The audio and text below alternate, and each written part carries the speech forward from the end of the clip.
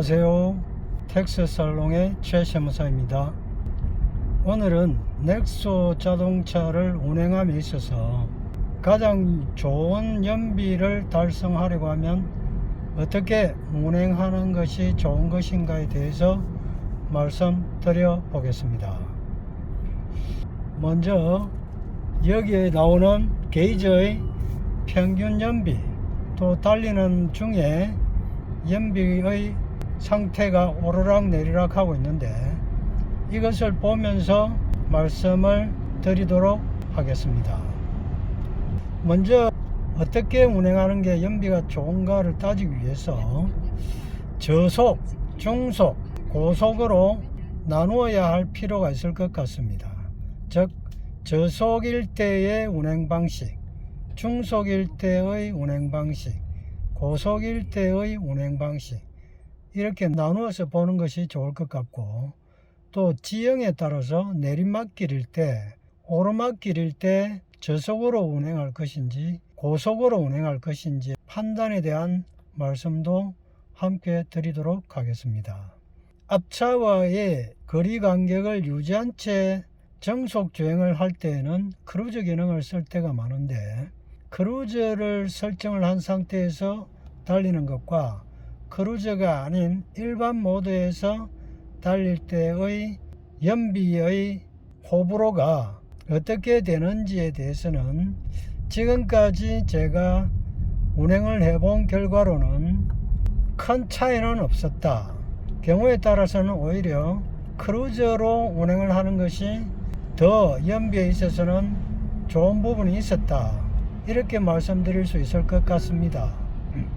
그런데 크루즈라는 것이 원래 일정한 속도로 계속 주행을 하는 것을 주기능으로 하기 때문에, 예를 들어서 80km 크루즈를 설정을 해 놓았다면 이 차는 다른 차들의 방해나 장애물이 없을 경우에는 그 속도로 쭉 운행을 하게 됩니다만, 앞에 장애물이 있다, 즉 다른 차가 있다고 했을 경우에는 앞차가 정지를 하게 되면 정지를 하였다가 다시 출발을 하게 되는데, 그 말은 0km에서 크루저 설정 속도인 80km까지 크루저에 맞추어서 운행이 되어야 하기 때문에 과부하가 걸릴 수 있기 때문에 연료의 효율성에 있어서, 즉 연비에 있어서는 별로 좋지 않은 영향을 미칠 수 있다. 그렇기 때문에 저속에서 원하는 속도까지 올린 다음에 크루저를 활성화하는 것이 좋지 않을까, 이런 생각을 해봅니다. 하지만 일반적인 경우에 있어서는 일반 모드나 크루즈 모드나 연비에 있어서 큰 영향은 없다, 이렇게 보는 것이 제가 보는 관점입니다. 그래서 연비에서 가장 큰 영향을 미치는 것은 차량 속도와 지형이 되겠습니다. 지형에 따른 차량 속도를 어떻게 할 것인가 하는 것이 연비를 올리는 데 있어서 가장 중요한 요인이 아닌가 생각이 됩니다. 이 연비에 대한 말씀을 드리기 전에 저속을 30, 중속을 60, 고속을 90km로 정의를 한 다음에 말씀을 드리도록 하겠습니다. 먼저 저속의 경우에는 30km 안팎의 속도가 되겠는데, 저속을 사용할 경우에는 교통이 복잡하다거나 언덕을 올라갈 때는 가능한 한 저속으로 운행을 하는 것이 연비에 좋습니다. 빠른 속도로 언덕을 올라가게 되면 연비는 급속히 떨어집니다. 그렇기 때문에 차량이 정체되어 있다거나 언덕을 오를 때는 20 내지 30km 낮은 속도로 달리는 것이 연비에는 가장 좋다, 이렇게 생각할 수 있겠습니다. 그래서 지금까지 말씀드린 내용을 정리를 해보면, 결국은 저속의 경우에는 평지든 언덕바지든 연비에 있어서는 가장 좋습니다. 하지만 교통 흐름에 따라서 운전을 해주는 것이 운전자의 의무이기도 한데, 다른 차들의 교통 흐름을 막지 않으려면 20 내지 30km의 속도를 계속 유지하는 것은 문제가 있을 것입니다. 그래서 저속으로 달릴 환경이 되는 경우에는 또 시간이 여유가 있다면 저속으로 달리면 연비에는 크게 도움이 된다. 또 언덕길을 오를 때에는 가능한 한 저속으로 올라야 한다. 이것이 연비에 도움이 되겠습니다. 다음은 중속의 경우인데요. 중속의 경우는 일반 평지에서 원활한 교통 흐름이 있을 때에는 중속으로 달리는 것이 교통 흐름에도 부합하고 또 연비에도 좋은 흐름이기 때문에 평지나 교통 흐름이 좋을 때에는 중속으로 달린다. 이렇게 생각하시면 되겠습니다. 지금 제가 달리고 있는 속도가 약 50km인데 평지에 가깝습니다. 그럼에도 불구하고 연비는 80에서 100을 왔다 갔다 하고 있습니다. 지금부터는 언덕길을 오르게 됩니다. 언덕길에서는 40, 50km에서 연비가 50 정도를 가리키고 있습니다. 그런데 여기서 30km 정도로 속도를 내려보도록 하겠습니다. 그러면 연비가 올라가고 있는 것이 확인이 됩니다.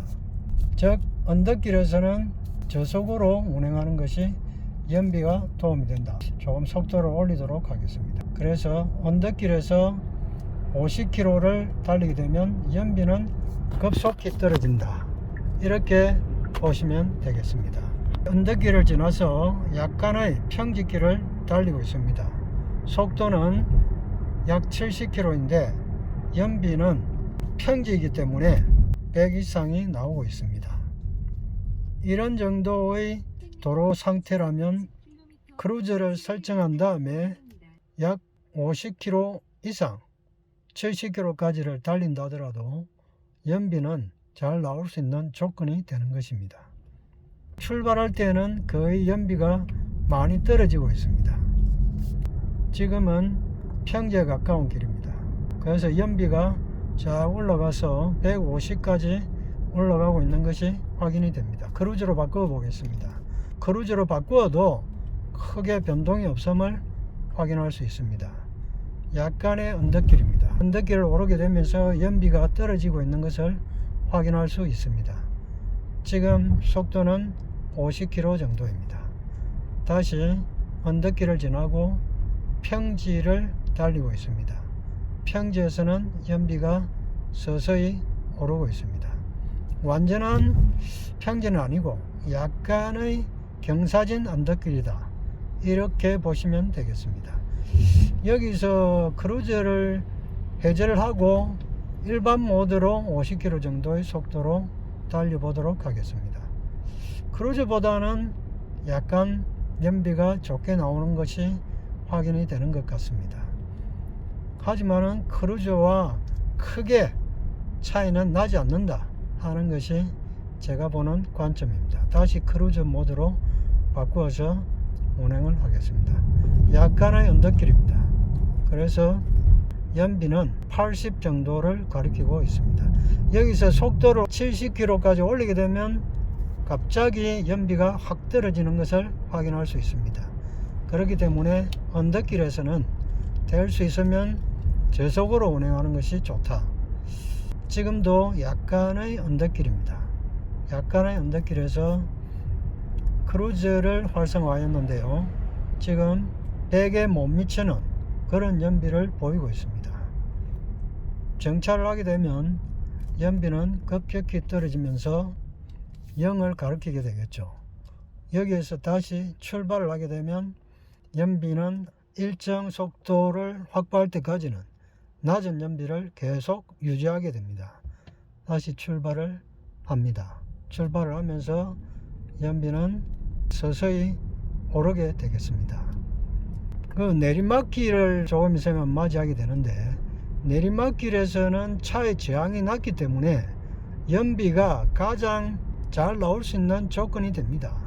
그렇기 때문에 내리막길에서는 허용하는 한 속도를 올려주는 것이 연비에 있어서는 도움이 되겠다. 이렇게 볼 수 있겠습니다. 물론 제한 속도를 지킨다는 가정하에서 그런 것이죠.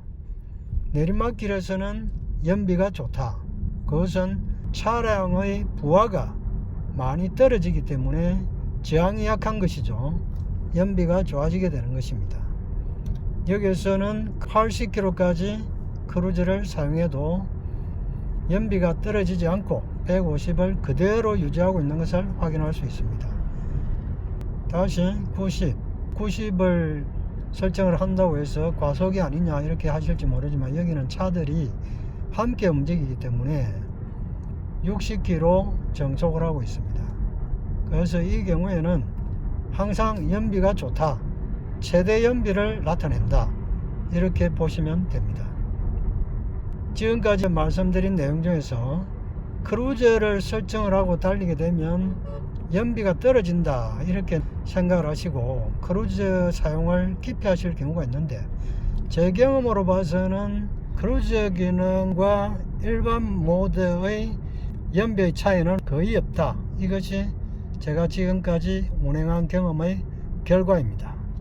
다만 속도가 오르락내리락 너무 자주 할 때에 크루즈에 의존을 하게 되면 정해놓은 속도에 맞춰서 달리려고 하는 성향이 있기 때문에 그럴 경우에는 연비가 떨어질 수 있다, 이렇게 말할 수 있겠습니다. 차선을 바꾸어서 조금 빨리 달릴 수 있는 코스로 달려보도록 하겠습니다. 내리막길이기 때문에 70km, 80km를 달려도 여전히 연비는 120까지 나오고 있습니다. 여기서 내리막길이 끝나고 약간의 평지를 나타냅니다. 그렇지만 평지를 가게 되더라도 지금까지 달려오던 가속도가 있기 때문에 연비는 크게 떨어지지 않고 다시 내리막길에서 속도를 올려도 연비는 떨어지지 않습니다. 여기는 70km까지 지금 달리고 있는데 연비가 떨어지지 않는 것을 확인을 할 수가 있습니다. 꽃이 좋습니다. 지금 제가 요 하만에 있는 거래처를 가고 있는 중인데 꽃비가 내리는 게 정말 1년 내내 이런 풍경이 펼쳐지면 좋은데 벚꽃이 피는 기간이 2주 정도니까 그런 점이 조금 아쉬운 것 같습니다. 다시 평지길이 나왔습니다. 평지에서 70km를 달려도 지금까지 달려오던 가속도가 있기 때문에 그대로 연비가 유지되고 있습니다. 이제 마지막 남은 것이 고속도로에서의 주행인데, 고속도로에서는 거의 100km로 달리기 때문에 100km로 달리게 되면 연비가 아무리 평지를 하더라도 지금 나오는 연비를 유지하기는 어렵습니다.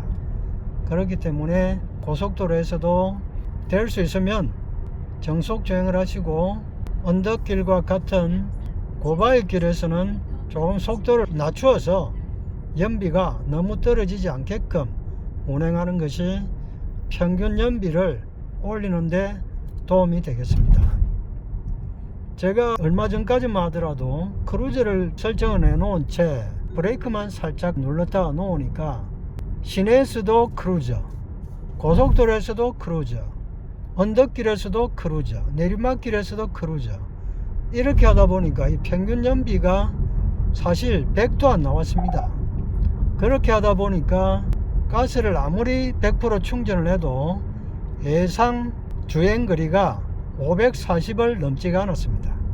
그런데 이렇게 운행해서는 무리가 있으니까 좀 바꿔봐야 되겠다 해서 연비 운행을 하고 나서 연비 운행을 한 지 얼마 되지 않습니다.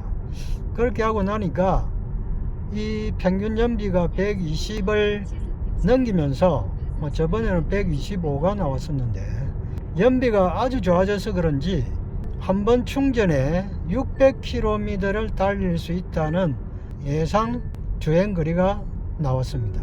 넥소의 경우에 주유를 하게 되면 휘발유처럼 게이지로 나타나는 것이 아니고 디지털 형식의 킬로미터로 나옵니다. 주행할 수 있는 거리를 말하는 것인데 컴퓨터가 이 차의 운행 습관을 봐서, 즉 운전자의 습관이 되겠죠. 운전자의 습관을 봐서는 약 540km 정도를 달릴 수 있겠다, 이렇게 예상을 했던 것이 연비 운행을 하고 난 이후부터는 충전 후 예상거리가 600까지 늘었습니다.